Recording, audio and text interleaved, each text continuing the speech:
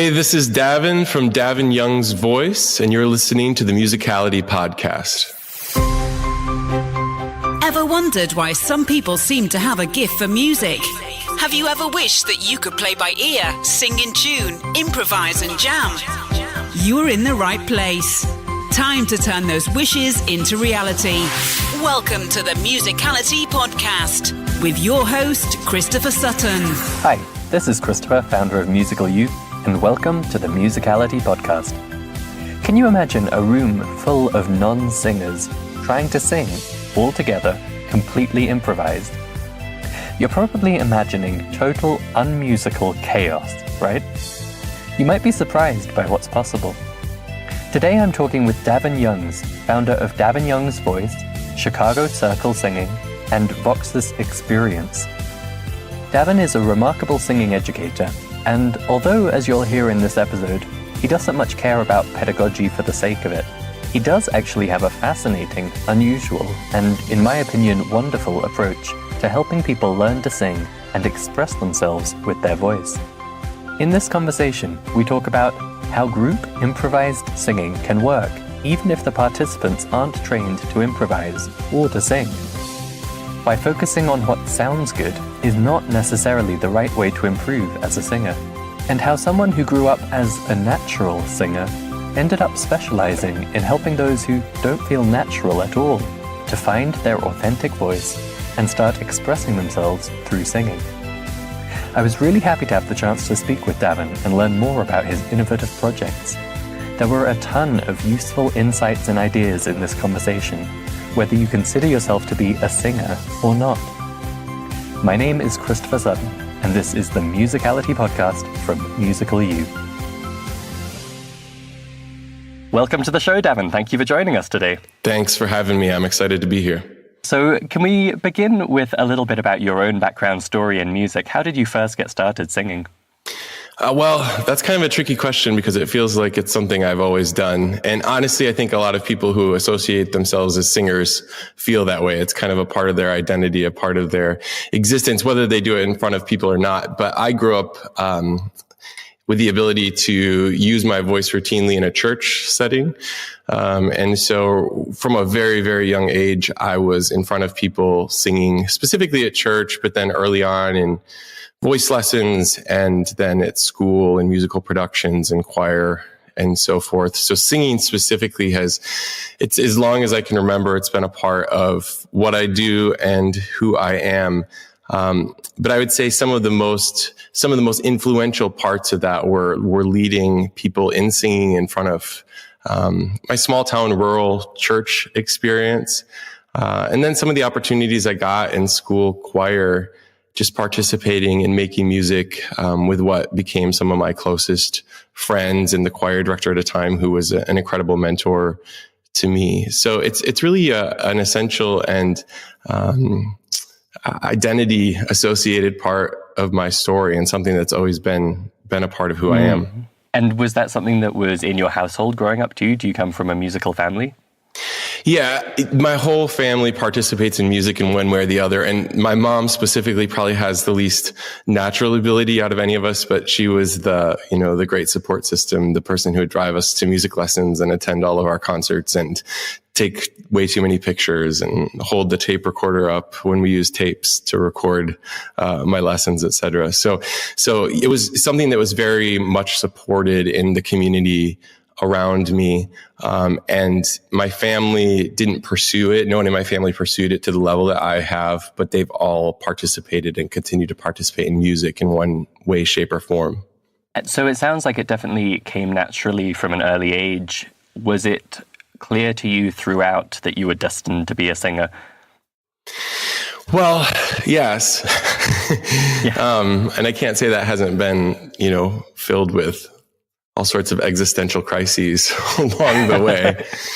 But, I really, where I am in life now, I don't look at being a singer as a vocation. I look at it as more of kind of grand calling, a human identity. And when I can think about singing like that, I know that that's always been my calling. It's always been, from my earliest age, it's always been part of what I was supposed to do to use my voice, beyond the spoken word.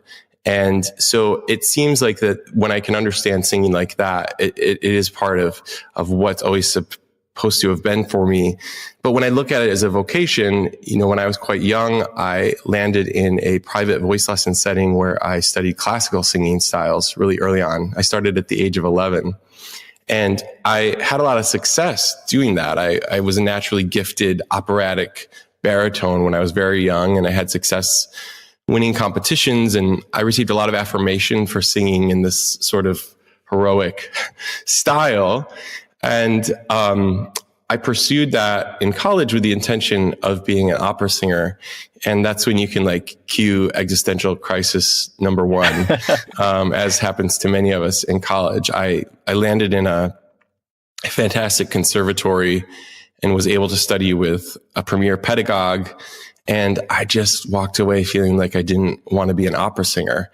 And it was a really difficult time in that I'd put all these years and all this effort into learning specifically classical singing. And, that's when I started to really question, what am I actually supposed to do with my voice? That's fascinating, because I think up until that point, your story sounds like the background story of someone who just became a professional singer. And I don't mean just in the sense of diminishing the importance of that or the, grand career you can have as a singer, but you are someone who now, aside from singing, also is a very influential educator in the world of singing. And I think it's unusual to hear from someone who was on such a singing-focused path, who is now so broad in how they help others to sing. I'd love to hear how that existential crisis resolved and led you to this different direction for your calling. Well, it hasn't resolved, but that was just the first of many. No, Let's say how it developed. Yeah, sure. No, I think that, so I think for a lot of people who participate in music in maybe a hobby-like setting, and then they look at people who do it professionally, who earn money. And when I say professional, I strictly mean make some money making music. There are an incredible amount of variation in terms of professionalism in making music. And by the way, it doesn't always have to do with skill either. That's an important thing to note. There are a lot of people that make money doing music that aren't necessarily the most skilled musicians. And there are a lot of people who are incredibly skilled who never make a dime. So there are a lot of systems in place, especially around music education, that can tend to point a person in specific directions. So in the Western musical tradition, especially the academic tradition, most institutions are based in musical theater and classical singing styles, and some jazz. You'll find jazz. There are very, very few institutions that educate on any sort of other styles, whether that be popular music or world music. I use that term begrudgingly, but styles that come from different ethnic groups around the world. And so the path that I took is a very natural path in terms of our educational systems.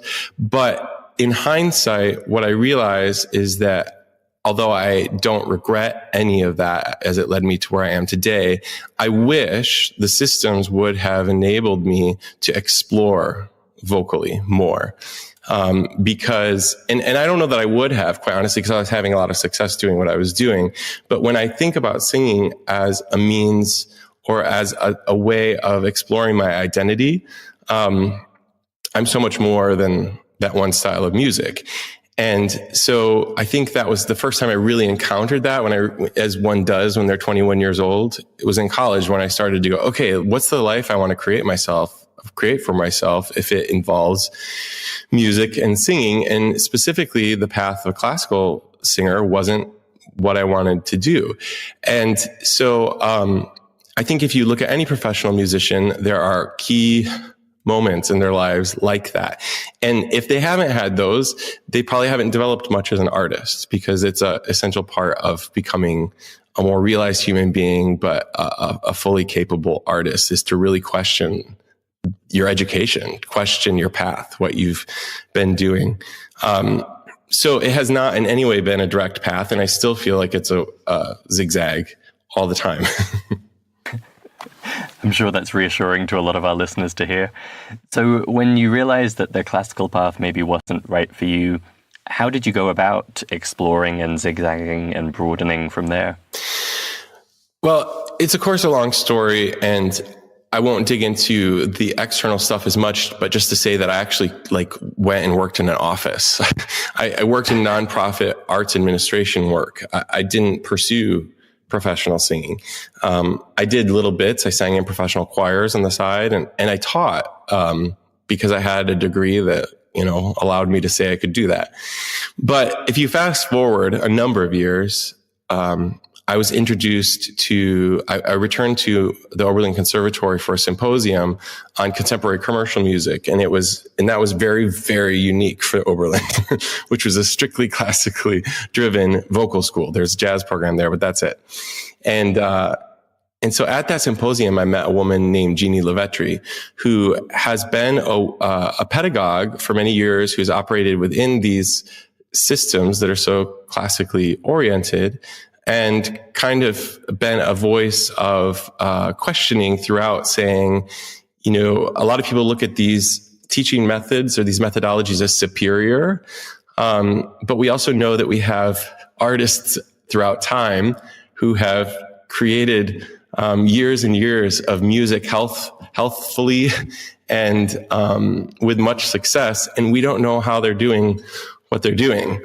Or that's not actually true. She's saying we actually do know how they're doing what they're doing, but a lot of us aren't teaching to that. Science has told us there is enough contemporary science to know. And so that experience was super transformative for me, because I realized that physiologically, my technique, a lot of the stuff I had been working so hard on for so many years, was actually why I felt so confused as a singer. I wasn't able to functionally make some of the sounds that felt more authentic to me as a singer. That's really interesting. So can you give us an example of the kind of insight or breakthrough you had after discovering there was this other way to think about learning to sing? Yeah, I mean, the bottom line is that a lot of teachers teach singing in terms of sound, and they teach singing in terms of what they think sounds good. And that, honestly, a lot of systems have supported that. And a lot of people don't even know that they're doing it. But the problem with what sounds good is it's not always what's functionally most free for the singer. And so that seems basic. When you say to most people, when people come into my private studio space and I say to them, I'm really listening for what's going on in your throat when you make sound, people kind of look at me like, duh. But what I'm saying is that not everyone does that. And they don't always know that they don't do it. But when we make sounds, there's an actual physical manifestation of the sound. There's something happening in your throat. And when we can learn to hear the function of it, we can respond to the sound with exercises that would encourage the singer to sing with more physical freedom. And physical freedom always translates into a more beautiful sound, always. Because it's the body that makes the sound. So meeting Jeannie was really the first time I had ever heard anyone say that. And it was the first time I ever heard anyone do exercises that didn't sound good. And I started to understand more fully that the exercise is the stimulus, and the way in which the person sings afterwards is the response. But the stimulus is so essential. And so if we're doing sounds all the time that we think sound good, it might be an improper stimulus. Does that make sense? It does make sense. I wonder, could you give us an example from your own experience or with a student of a particular thing where you could hear, their throat wasn't quite working right, and you could do an exercise to help them free that up? Yeah, so in somatic voice work and in functional vocal training, the paramount piece is what we call register. And register for singers, typically, and this is probably pretty common terminology, is chest register and head register. In men's voice, sometimes we call it falsetto. And there are people that would argue that head register and falsetto are two different things. But for right now, I'm just going to use them interchangeably. And then the way in which those registers are able to work together is mixing the voice. So if you were to Google singing technique, especially around any sort of commercial styles, you probably hear something along those lines. The thing is you probably also hear a lot about breath and resonance and a lot of other stuff. And all of that is potentially important, but it's not as important as register, because register refers to the ways in which the vocal cords actually close. They come together, and that's the manifestation of the sound. That's where the sound begins. So if I'm able to hear that a singer comes in and there's an imbalance in registration, and that imbalance usually looks like one of three things: too much chest, too much head, or caught in a mix. That's what most of us experience, myself included. And this is after years of working with Jeannie, where I used to sing with a very chest dominant sound. It was super heavy. It would get really woofy on top, dark. And it's what people liked. It's what they were impressed by, but it didn't feel good when I made the sound. And especially when I sang more contemporary pop, it just wasn't appropriate. It sounded, like an opera singer trying to sing pop music. And so in working with Jeannie, I really was able to create a better, lighter mix. And now I sing much more successfully with a contemporary pop sound in what I would call a light chest mix. And I like to sing R&B and pop and rock. And so those are the dominant sounds that you hear. So specifically in terms of exercises, there are a million options. But the exercises need to encourage the singer to go one of those different directions. And the most exciting part is that the journey never ends, because we're always out of balance. We're always trying to create some better balance in terms of the way in which our voice functions. And so, for me, I haven't been feeling very well lately. I've had some illness floating around. And so my voice feels so out of whack right now. But the good news is that when I get healthy, I have a series of exercises that I can go through to kind of bring things back into balance. What I love about that is that it's very kind of step by step and practical. And I think singing, maybe more than any other instrument, is so wrapped up in myths and confusion and this idea that, you've just got to do it naturally. And if it doesn't come naturally, you're not a singer. And, a lot of people can feel like, learning to sing is beyond them. And it's kind of this mystical thing that you've got to have a gift to even begin. And from what you've described there, it sounds a lot more kind of scientific and analytical. And, if there's a problem, we'll address it. And we've got exercises to help us do that. Totally. And that takes all the pressure off the singers. That's the beauty of working with a teacher who can listen functionally, is that the objective is to help you make the sound with more freedom. Now, that is not to discount the fact that singing is an incredibly vulnerable act. And it takes a lot of bravery just to stand up in front of someone and use your voice. It doesn't discount the fact that there's a lot of psychological and spiritual and emotional baggage that comes up when you sing, but it takes the pressure off of necessarily fixing all that first, because that's going to naturally come forth. It happens with anything we do with the body, whether that be yoga, athletics. There's all this stuff that we carry around with us as a part of our story. A lot of it gets trapped in our throat. That's really an important component. But you know what? I'm not a therapist. I'm a teacher of singing. And so my first objective is to lead you into the experience of making as free and as easy a sound as most efficient way possible. And from there, we can see what comes up. But I love that about functional training, because I used to teach with a lot of metaphor, asking people to sing like a tree. I'm exaggerating a little bit, but you do hear that a lot, and it doesn't mean anything. It potentially means something to someone. Potentially, I could tell you to sing like a tree and you could have a positive experience, but it doesn't mean something specific for your throat. And that's what functional training does, is allows a singer into a specific experience of making a specific type of sound as well as they're able to. So we were introduced by Megan Nixon, a former guest on the show, and I'm so thankful to her for making the introduction, because when I looked at your websites, I just found it so refreshing and enlightening, because you have this quite pragmatic, analytical, down-to-earth, let's figure out the problem and solve it kind of approach to teaching singing. But at the same time, you're not a boring scientist in a lab. You actually talk at the same time a lot about the spiritual side of things and having an authentic voice, and how people can have a very deep and meaningful experience through singing. And, that's not a combination you often find out there. Well, it's so important to me. I literally was just in exchange with a fellow voice teacher yesterday, and I kind of facetiously asked her if she cared about pedagogy. And she responded, I don't think I actually do. And I responded, you know what, good, because I don't think I do either. The thing is, I only care about it as a means to an end. I only care about it as an opportunity to lead a human into more fully realized experience of themselves. So there are other people who really love pedagogy for the sake of pedagogy, and I don't discount that. We have to have those people. It's how we learn. But I think me specifically, the reason I sing is to feel more alive, to feel more human. And so from a teaching and leading and coaching standpoint, the thing that's most important to me is to draw people into that act. And fortunately, I have some understanding of pedagogy that allows me to do that as well. You have a fascinating project called the Chicago Singing Circle, which is maybe a great example of your work in that area. It's been running, I think, monthly for 2 years now, and you welcome anybody to come along and take part in improvised group singing. Now, improvisation and singing are two things that I know a lot of people in our audience are probably feeling.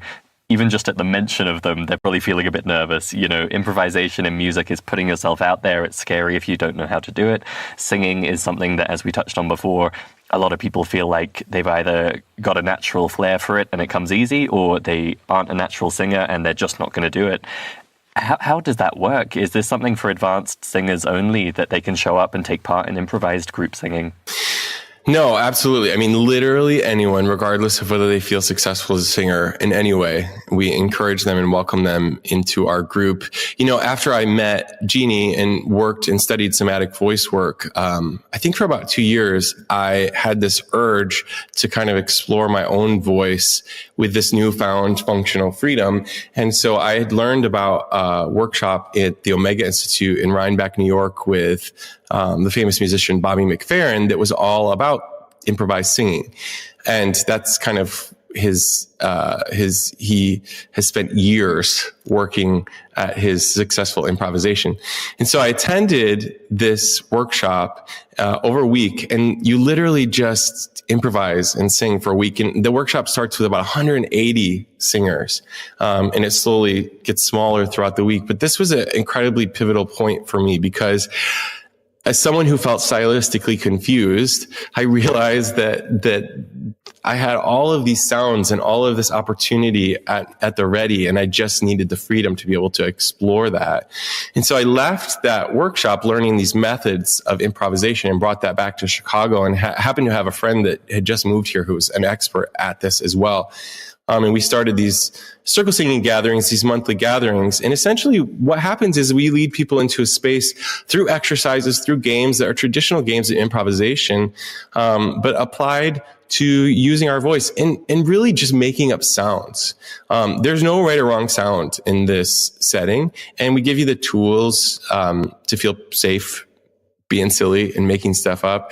But essentially what we do is we make up sounds and we create patterns that then lead us into an orchestra of voices. And you realize how quickly we can create together as a group, create something that is quite meaningful and spontaneous. I think from your description just there, our listeners might be imagining a kind of music therapy session where everyone gets in a room and they just make noise until they feel better. And probably to anyone walking past the room, it sounds like a cacophony and no one would call it music. But let's put in a little clip of what your Chicago Circle singing can sound like.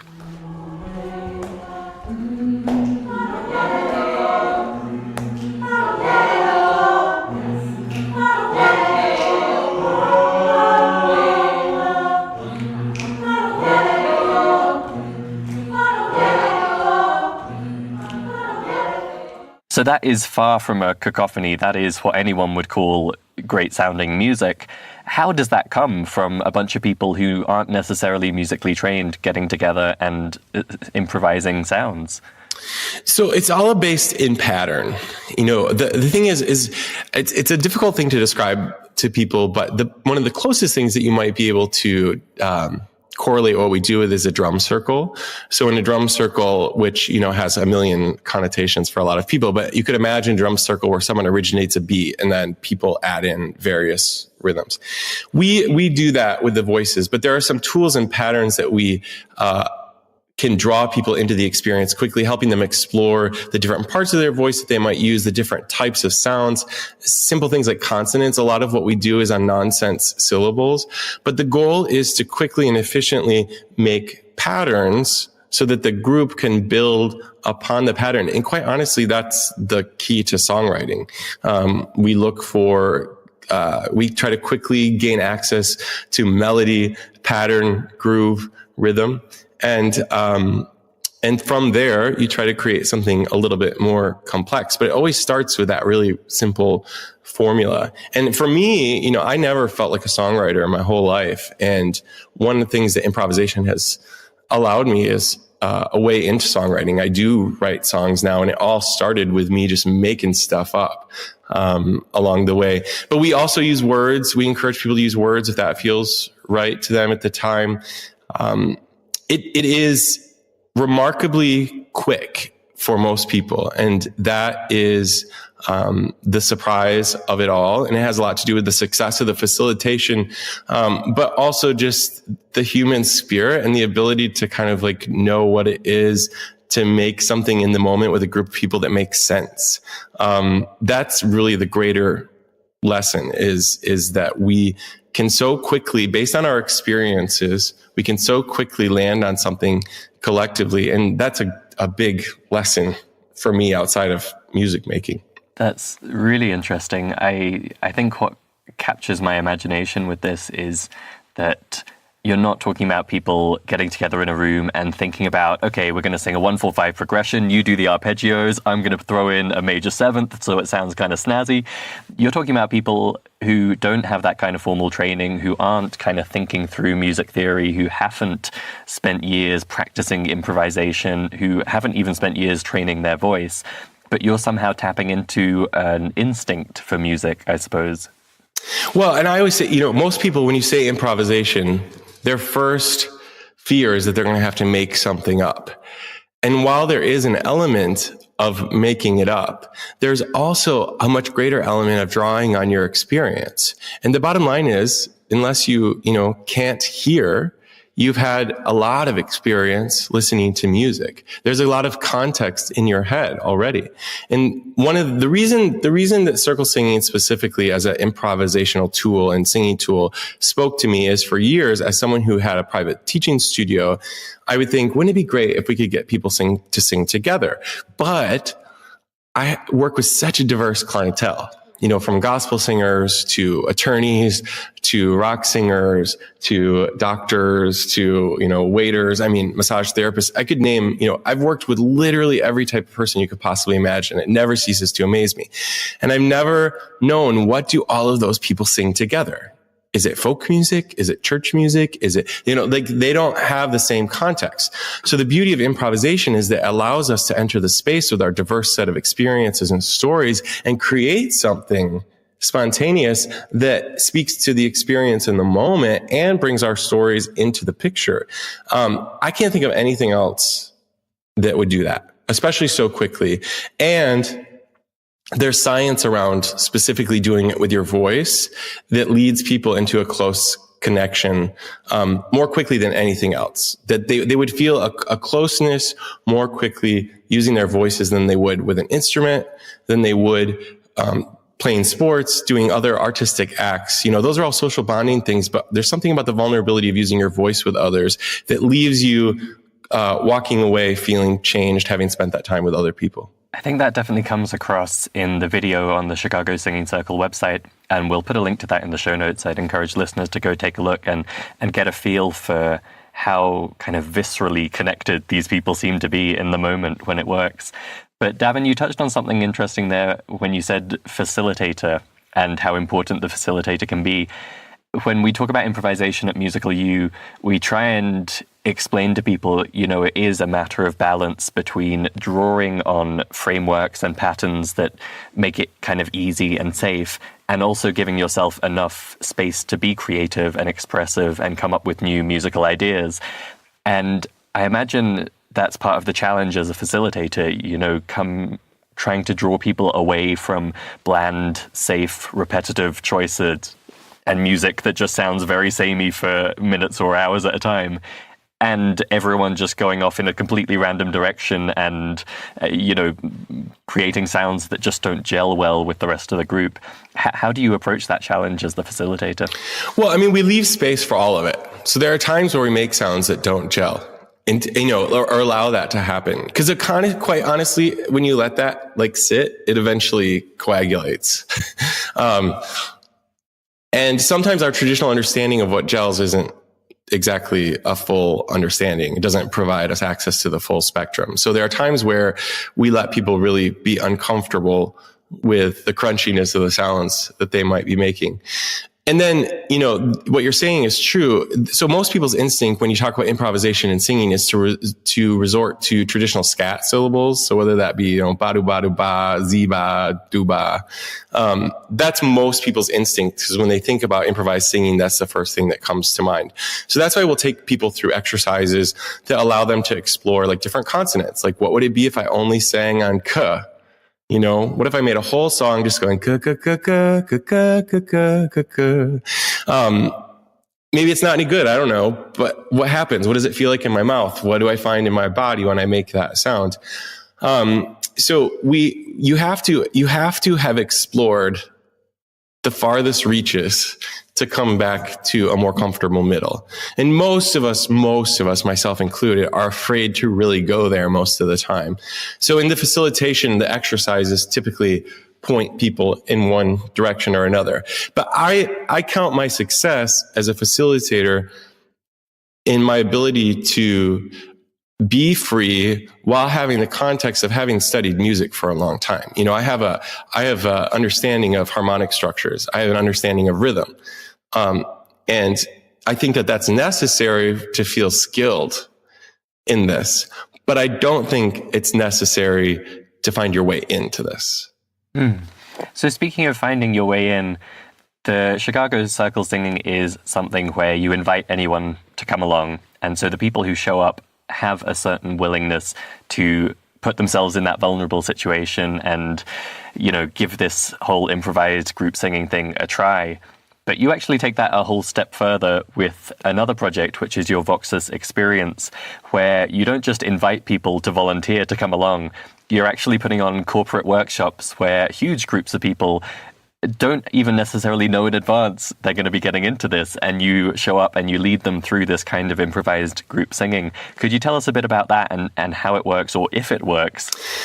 Yes, so it works, I promise. That's the first thing I'll say. It's never not worked.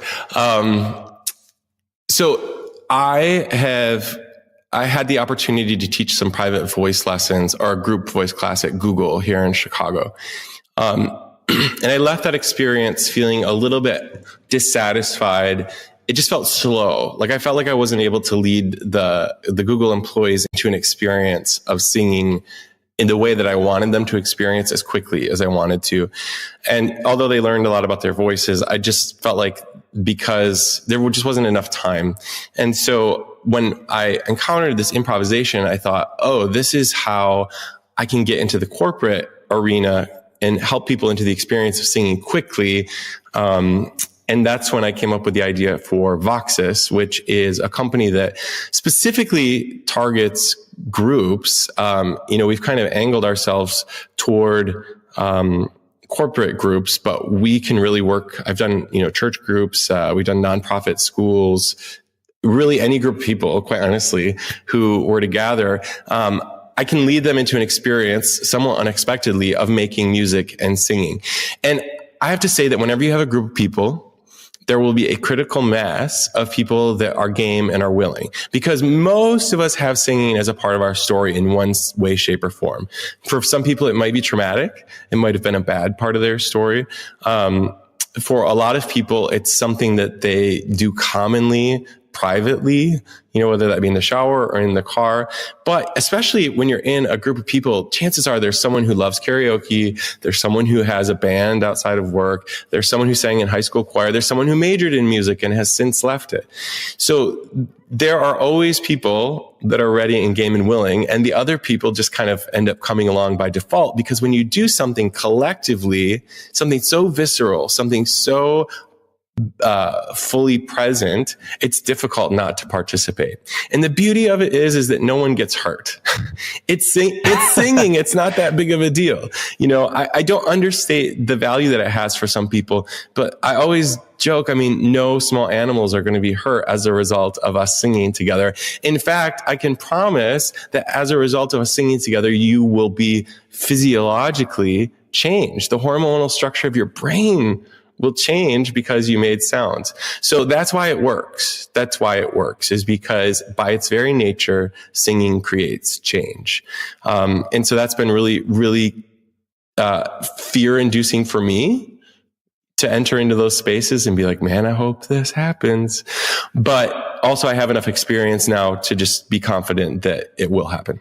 Amazing. And I would highly encourage anyone listening to go and check out the video on the VOXUS website. We'll put a link in the show notes so that you can see this in action. It's really quite inspiring. I have to ask the devil's advocate question, though. We recently on the show had Casey McCann from Eclectic Music, and one of the things we were talking about was the unfortunate state of adult singing ability. She was talking particularly in the United States, but she was giving the example of when you're at a restaurant and a group sing Happy Birthday, a lot of the people can't actually sing it in tune. And I think you and I would both agree that's not any, fundamental failing on their part. It's not anything physical or fundamental that holds them back. It's just that we don't necessarily train people to sing in tune very well in our culture, in the US, in the UK, around the world.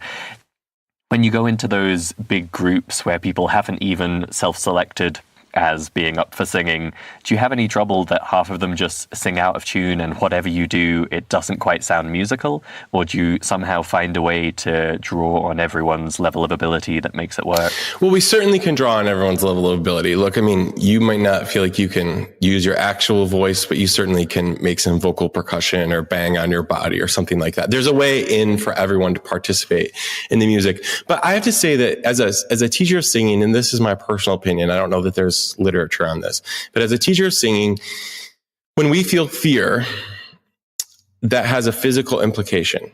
So if I feel self-conscious in making sound, that shows up in my body. And the infrequency of people doing that collectively, I think, has a big part or is a big part of their reason for their lack of skill around it. They don't feel physically in their bodies when they make the sound, because it's not something they ever do. Why would they? They don't do that in front of people. So suddenly you're at a restaurant and you're supposed to sing Happy Birthday, and there's actually no one in the group that can carry the tune, and then there's a overall self-consciousness that covers the whole experience, and then the tune gets worse, and it's terrible. So I think one of the things that we do in this setting is, quite honestly, lead people into an energized version of their physical self. They're physically participating, which automatically makes them better singers. The body is what is making the sound. The body is what is making the sound. A lot of times in life, in contemporary culture, we feel disconnected from our bodies. It's impossible to sing and be disconnected from your body, to sing well, especially. And so, I don't think that people lack skill. I think people lack experience. And I think that the overall pervasive feeling of self-consciousness or fear around using our voices publicly plays into some of those patterns that we see. So, Davin, a lot of people in our audience are a bit later in life, and, at Musical U, we're constantly having people join with a real concern that because they're coming to it in retirement or because they didn't have music education early on, maybe it's too late for them. And, they can still enjoy a bit of music learning, but they're maybe past the point of really getting the hang of it. What's your own opinion on that, particularly when it comes to singing? Is there a point where it's just too late for people to really get into being a singer? No, and I have a specific story that, well, no, it's never too late. And I have a story to tell you that will resonate for a lot of people. There was a woman who came to me. She had come to an event at my studio where we were actually singing Christmas carols. And she came to me, and I don't know her exact age, but I'm going to guess that she was in her early 60s at the time that we met. And she had believed all of her life that she was quote unquote tone deaf. And, science tells us that that's not really a thing. That when someone struggles to sing in tune, it's actually an issue of coordination. And so in working with her, when she came and we started voice lessons together, it was a struggle, to say the least. I mean, we spent a lot of voice lessons, really working on just getting her to even use her voice with any sort of level of physical comfort, because it had been so many years of fear around the sound. But I'm happy to report now, and this is no small commitment. I think it's been almost 5 years, but she sings songs completely in tune the whole time, and she's participating in a choir. And those two things at time can seem insignificant to her because she's thinking, why is this taking so long? But for me, I'm thinking, in the context of your life, after all of these years of avoiding this task, this is an incredibly short amount of time to make your way into doing it successfully. Now, she is not the most naturally gifted singer that I've worked with, but it's not the point. The point is that it brings her joy to use her voice, and as a means of learning and consistency and hard work, she has been able to bring herself into the music making process with success. In this case, the success is just showing up and being able to sing in tune. And that story for me is always a great reminder. And I have to say, most people don't stick it out. Most people aren't willing to put in the amount of time that it's going to take. And I'm always very honest. But this specific client has stuck it out for the appropriate amount of time. And as a result, she's yielding the results. That's wonderful. And I think it's a beautiful counterpart to your circle singing where, anyone can rock up and be part of music making immediately. At the same time, if you want to be a confident solo singer and sing perfectly in tune, and you're willing to put in a few years, there's no reason you can't get there, whatever stage you're at in life. Yes, absolutely.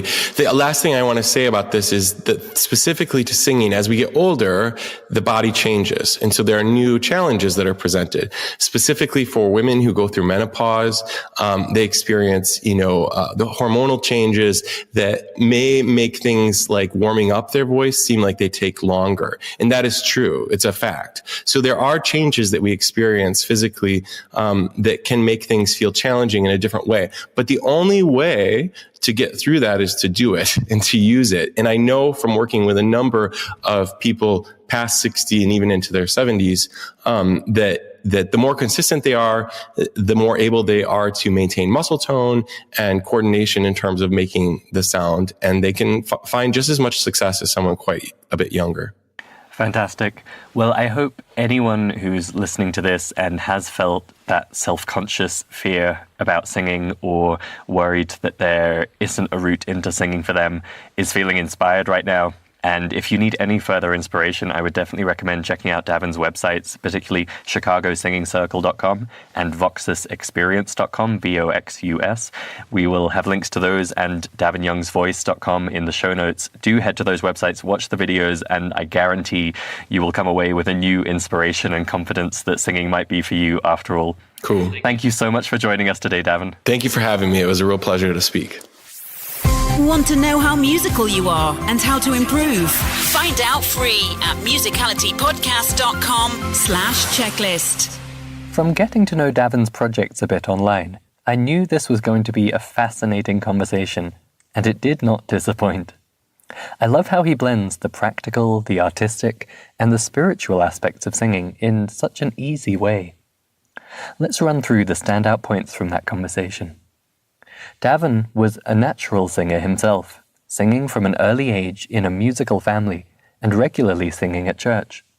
He was on track to become a successful classical singer, but he realized that wasn't the path for him. Davin says that developing as an artist requires you to question your background and the path you're on, and that can lead to a lot of doubt and zigzagging. That's normal if you're really pushing yourself to find your true path. He attended a symposium and discovered Jeannie LeVettre's somatic voice work method. This revealed that there was a physiological approach to liberating the voice, and that was the route to finding your authentic voice. I found it fascinating that, from this perspective, a singing teacher or student focusing on what sounds good is not enough, because what sounds good isn't always what's most functionally free for the singer. You need to look at where the sound starts and how it's being released. Singing exercises are then a way to address problems. They aren't themselves things where your aim is to sound good. He said that when you listen for that functional production, you can find exercises that will help the singer to be more physically free. And what's more free will always produce a more beautiful sound. The exercise is the stimulus, and the way in which the person sings afterwards is the response. Davin put this into practice through his teaching at Davin Youngs Voice, and he had another big discovery: Bobby McFerrin's circle songs approach to improvised group singing. He started Chicago Circle Singing, an improvised singing session where anyone is welcome. No prior skill or training in improvisation or in singing is required.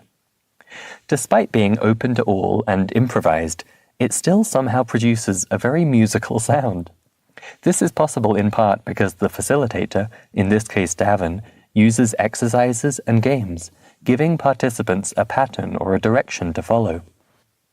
I think that was an important point to note, that improvisation doesn't have to mean making something up completely from scratch. In fact, we all have a ton of experience just from all of the music we've heard over the years, so that knowledge about how to improvise with singing is inside us already. I asked Davin how he keeps the singers on track to produce a nice sound together, and he said that actually he doesn't shy away from letting it sound crunchy or unmusical. That can be the route to creativity and keeping things new and interesting, and it always congeals into something musical in the end. On top of that, I'm so impressed that Davin actually takes this all a step further with VOXUS Experience, where gatherings like corporate events are transformed with collaborative improvised singing. Despite the group being probably even less musically trained than with Chicago Circle Singing, he says it has never failed to work. Singing does take bravery. Davin notes that there's a lot of stuff we carry around with us that gets trapped in our throat. But normally there's enough of a core group who are willing to go for it that things get rolling, and then everyone can participate in some way or another, whether that's with body percussion or vocal beatboxing or actually singing. As well as getting people immediately into expressing themselves with their voice through these two projects, Davin also provides individual instruction, and in that context he's found that it's never too late for someone to become a singer. It does take consistency and some time, but he gave an inspiring example of a student in her 60s who went from thinking she couldn't sing at all to being able to sing confidently and reliably in tune, and even join a choir. If you've been interested or inspired by my conversation with Davin today, I would highly encourage you to check out his websites, which feature videos of all this in action. Davin also offers lessons in person and online, and you can learn more at davinyoungsvoice.com. We'll have links to all those in the show notes. Thanks for listening to this episode. Stay tuned for our next one, where we'll be talking about how, for any musician, learning to sing can add a valuable tool to your musical toolkit. Thank you for listening to the Musicality Podcast. This episode has ended, but your musical journey continues. Head over to musicalitypodcast.com, where you will find the links and resources mentioned in this episode, as well as bonus content exclusive for podcast listeners. That's